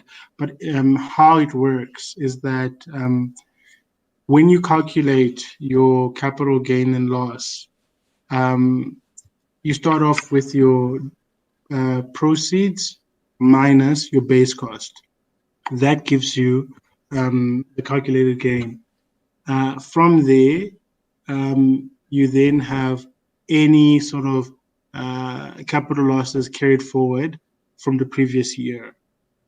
Now, if you sit in a net loss, you then just carry forward that loss to the next year of assessment. Your annual exclusion is only applicable if you're in a taxable position. So if you're sitting with a net capital gain. And there is an example of that. You can look at the comprehensive tax guide, CGT. They do have a dummy calculation of that annual exclusion. So, yeah, but it genuinely applies. It generally applies when you've made a capital gain and not loss. The loss is just deferred or carried forward to the next year of assessment. Okay, Does that answer thank the you. question? Yeah. Thanks for the question, Letty. G, saw you raise your hand again. Yes, thank you, Ah, Taz. there we go. My apologies. I'm having some technical issues. I can hardly hear you most of the time, but I was able to catch the last bit about the minor. My question relates almost to that, but in relation to, like, for instance, if you have an account opened for your parent, like in my example, my mother, there's one that I've opened an easy equities for her, and I'm making contributions to that. What are the tax implications? Obviously, she's unemployed. She's a stay-at-home mom, so Sure. she doesn't have a tax number. She's not registered with SARS and so on and so forth. So what do I need to do? Do I need to do anything actually in relation to her account? Sure. Yeah, and just to ask, is that a normal account or is that a tax-free savings account? No, it's both. There's Okay. both on the ZAR account as well as the tax-free as well as the USD. Okay, so you've got two accounts. So you've got one tax-free savings account and another normal account. Am I understanding it correctly? Actually, on the easy equities, there are contributions to the USD, there are contributions to the tax-free account as well as the normal Okay. ZAR accounts. Okay, so you've got three accounts set up for your mom. Yeah. Effectively. Okay. Everything is under her name, but Okay. essentially she's not employed. She doesn't have a tax number and all of those things. Okay. Cool. So how it works from income tax point of view is that you are required to disclose your taxable income. So let's say, so you have to think about it, just saying, how does your mom get that income? So you giving her that income, number one, and then she's receiving it. So it's probably like a donation or something like that. But if it's to maintain her life and whatnot, it could be capital in nature.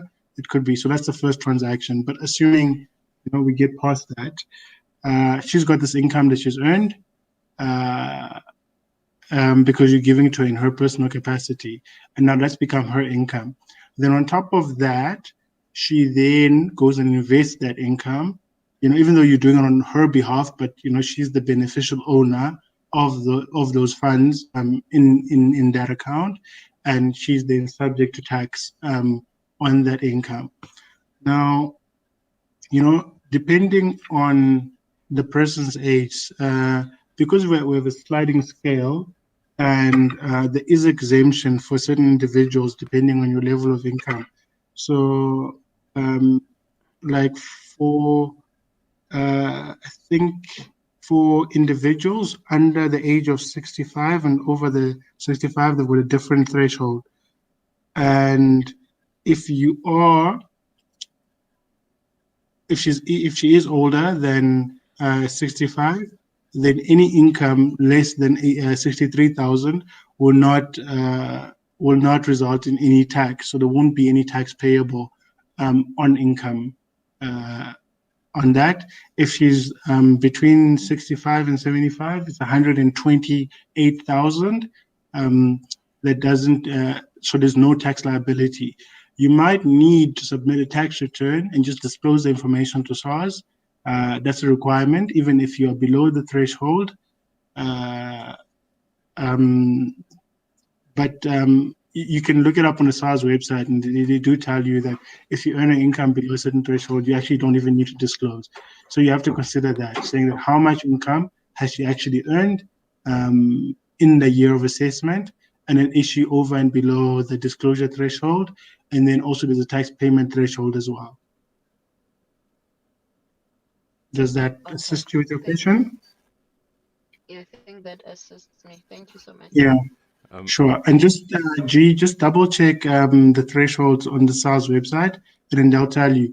You might be required to register and go through the process. It might be painful, but if you're over the threshold, but there shouldn't be, if she's below the threshold, there shouldn't be a tax liability, and then you can just register and then submit those tax returns, even though there is no tax liability on that.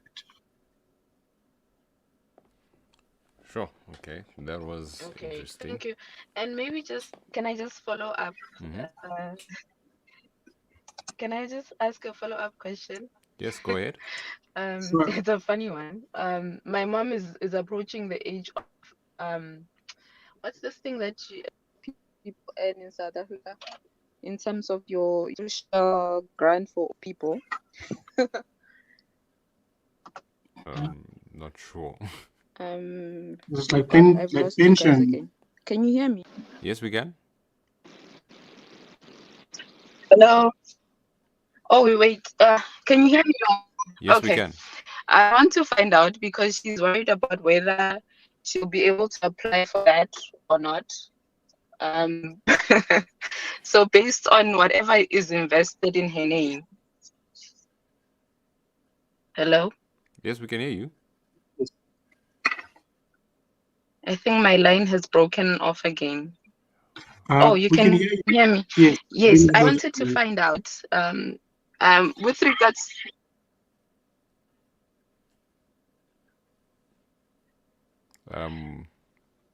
Hello? Yes, G, we can hear you. I'm having a delayed. I can hear you, but like after 5 minutes, you will not. Okay. Okay. G, just do this. I was asking, this income grant for old people when they turn, I don't know if it's 60. Yeah.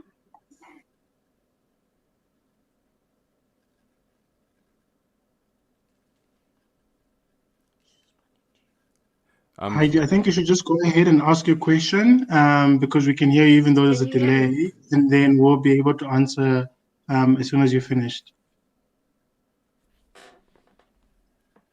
Okay. Yes, I was asking, she's talking about this income grant that government gives people when they're over I think it's over 60 or 65. What would those investments, what kind of consequences would it have on her wanting to apply when she reaches that age?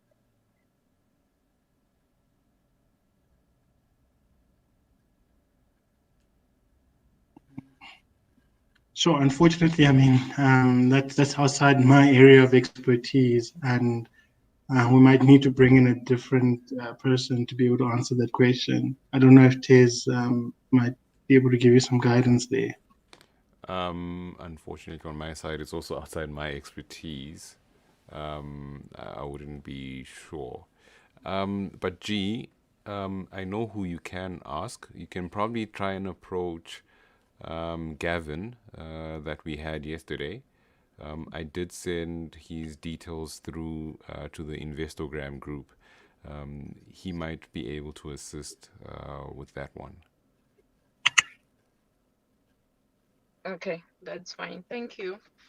I Thank you think so that's much. all from me. Thank you. Thanks, G. Are there any other questions in the chat? Okay, we've got one from Koketso. Yeah, Matt, it's going to be a busy night, it seems. Final question, last one, I promise. With the REIT dividend, Matthew, you said they do not incur dividend withholding tax, and they actually incur income tax. So I know their dividend yields are much higher than your normal stocks, but why are they treated differently? Sure. I guess the question of why is difficult, but like so in terms of the way that they are structured, is that REITs are not companies; they are trusts, real estate investment trusts, and those distributions from the REIT are essentially rental incomes that because most REITs are are highly regulated, and they have to earn a certain portion of the income from rental income, and then they are required to distribute that rental income to the shareholder. So there's a percentage that they're required to withhold. In terms of the JSE rules, in terms of the Income Tax Act, they are required to make certain distributions to the shareholder. Now, those distributions from the trust retain their nature. So, quite simply, what that means is that if the trust earned a dividend income and they give the beneficiary a dividend income, that dividend income will retain its nature as dividend, and the trust itself doesn't pay tax. The beneficiary will pay tax on that. If the trust earns rental income and distributes that rental income to the shareholder will then be taxed on that rental income. So similarly, where REIT dividends and distributions from a REIT are actually rental incomes that are generated by the REIT, and they're being distributed to the shareholder or the beneficiary of the trust, and therefore they retain their nature as income in the hands of the beneficiary, and that's why, in terms of the tax law, they are then treated as income and not dividend, and not subject to dividend withholding tax, but subject to income tax. I hope that maybe gives you some clarity.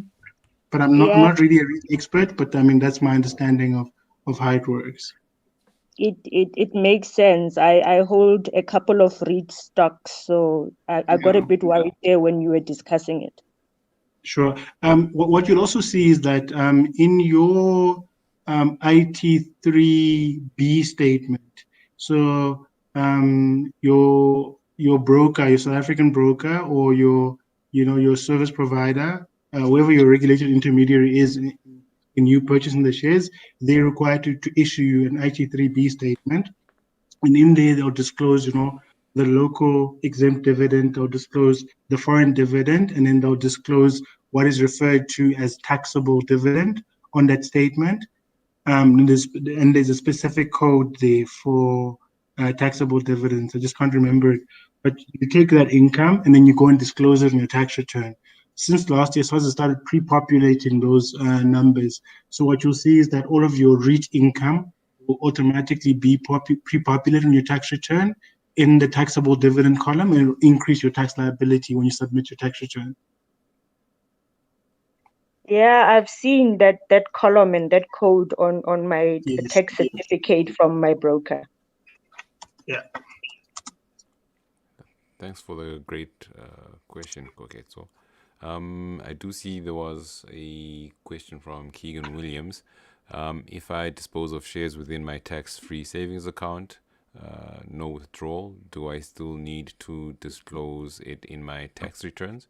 I believe so, right? And the tax-free savings account would actually provide you with the IT3, right, Matthews? Yes. So, okay. So, in relation to your tax-free savings account, any gains and losses that you realize in your tax-free savings account are not subject to tax. So I mean, in terms of Section 12T of the Income Tax Act, and similarly is that any capital gains and losses that you make in your tax-free savings are also not subject to capital gains tax, also exempt. Also in terms of Section 12T of the Income Tax Act. So I'm not sure about a specific requirement to disclose that.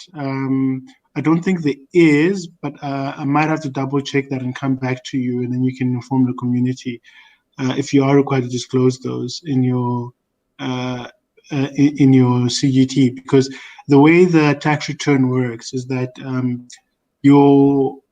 your gains and losses automatic, or you populate your capital gains and losses in your return. There's a question that says, did you receive any gains, or did you receive any income that you consider to be non-taxable? So you can then disclose anything in your tax-free savings accounts there. But there's also a question in your tax return that you have to answer, and it says, did you hold a tax-free savings account? So I think all of the activity in your tax-free savings account, you just disclose in that section. But once again, as you said, it is probably in your IT3 statement, and you don't have to, if it's been already been pre-populated, you don't have to actually go and fill it in. It should be there. If it hasn't been, there's a thing where you go onto your e-filing, and then you click refresh, and then it says, refresh for which types of data, and it says, IT3 statements, tax-free savings accounts, medical aid certificates. You click refresh, and then it should then pre-populate your tax-free savings account data in there. Okay, that's interesting. Okay, so I don't see any more questions on YouTube. Are there any more questions on Investogram? Now is your chance if you have any question related to tax. I guess not. So, Matthews, this was really informative. I surely did learn a lot. I'll probably actually go back and see how I manage my stocks, considering how SARS will look at my activities. Kev? Hey, Chaz, are you good? I'm well, and you? I'm good, thanks. I joined late. Did you cover the dividends part? Yes, we did. It's at the beginning. It is recording on YouTube. So when you just start the stream again, or the video from YouTube, you can catch the dividends. I think it's within the first 20 minutes. It was quite a broad topic, but it is covered. Oh, okay. Also, the part of the question I asked specifically yesterday. You can just pose that question again. We'll see if Matthews will be able to assist. I'm gonna reference it to what happened to RMB today. Okay. Actually, what happens when I sell shares on ex-dividend date or on record date? Do I still receive the dividends? Because my theory is, if today it's an ex-dividend date of RMB and it tanked 30% plus, so that can prove, or only prove, but it before the last date to receive the dividends. They only bought it for dividends, then they immediately sold when the market opens today. Then some are gonna come back when they've dipped enough. So I wanted to know how will my tax be affected, and also that question that I asked at first.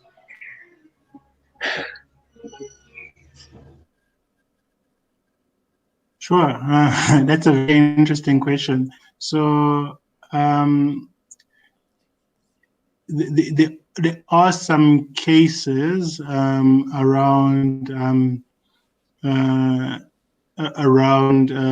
the dividends tax, and the gains and losses there. There's something in the Income Tax Act, it's referred to as a the tree and fruited principle. So the tree is your capital, and the tree is the profit that you're making. So if you're purely, for dividend income, and you intending to hold that stock, then the SARS view has always been that then your shares are the tree, and that then they're subject to capital gains tax on disposal.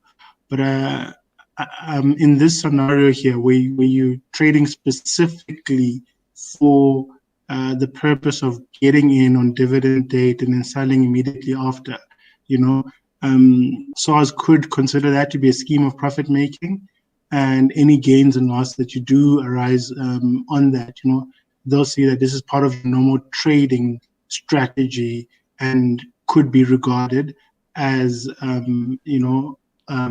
also so as a sort of a trading gain or loss. But I actually don't have a straight answer for you, so I might have to go back and actually look at it, because there are some rules around base cost, and they do have rules around measuring the value of your financial instruments in the Tax Act. So yeah, I actually don't have a straight answer for you, unfortunately, on that one. Okay, thanks. Okay, I think we can then wrap it up. Matthews, thank you so much for sharing your knowledge and wisdom. I'm sure you've had a look at the community, the Twitter community, and possibly my last question is, what do you think about this new surge of interest in getting financially savvy? Yeah, look, I mean, I think you guys have built a great community, and the questions that have been posed here are excellent questions, and I might have to go back and do some more research and like some more thinking. So I really, it's super informative. I also have learned a lot through these discussions, and I must say it's absolutely wonderful to see people going out there and trying to learn and just trying to better themselves. It's absolutely wonderful. So I'm a huge fan. Awesome. Yeah, I really hope the community continues to grow, and hopefully we can have more experts like you in various fields also come in and join us and teach us about things that we probably don't know yet. But yeah, thank you so much for coming through. I do know maybe in future I will be getting some requests to call you back. Would you be interested? Yeah, no, thank you, and thank you for having me. Certainly, happy to have a follow-up discussion at a later stage. Awesome. I will keep in touch. So guys, thank you so much for tuning in, being informed, being educated. I'm sure we have all learned a lot, especially about the patterns of trading we've been doing. We should just set our date for that we're going to have with SARS. I'm planning to spoil them with a bit of Dogecoin profits. But yeah, if you do have any more questions, guys, you can always post them in the Investogram group, or you can send me a tweet. As you know, I always try my best to respond and help. And this has been recorded both on YouTube and Investogram, and I will be sending out those links once the session has closed. And with that note, guys, I say good evening and enjoy the rest of your evening. And let's continue engaging on the social platforms. Bye. Any parting words from you, Matthews? Just thank you for having me. This was absolutely wonderful, and I'm glad to have been part of this community. Awesome. Thanks. Okay, and with that, guys, bye. If you have any follow-up questions, especially with where to find what in terms of the YouTube recording, just send me a message. Enjoy the rest of your evening. Yes.